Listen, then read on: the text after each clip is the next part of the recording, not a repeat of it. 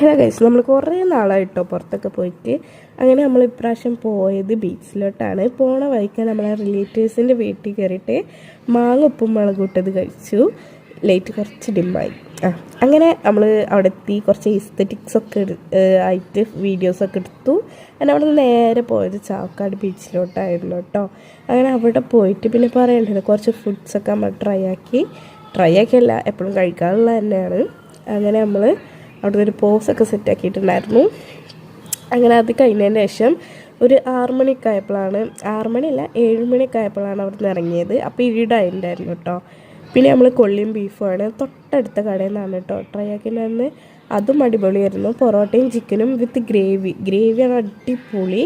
അതിന് ശേഷം നമ്മൾ നേരെ പോയത് ഫുഡ് കഴിക്കാനായിരുന്നു. കുറച്ച് ദൂരമുള്ളൊരു മന്തി ഷോപ്പിലേക്കാണ് പോയത്. ഹണി ഗ്ലേസ്ഡ് മന്തിയാണ് നമ്മൾ കഴിച്ചത്. നല്ല ടേസ്റ്റ് ഉണ്ടായിരുന്നു കേട്ടോ. ഇത് കസിൻക്ക് ഇട്ട് കൊടുത്ത മെഹന്തിയാണ്. എങ്ങനെ ഉണ്ടെന്ന് താഴെ കമൻറ്റ് ചെയ്യും കേട്ടോ.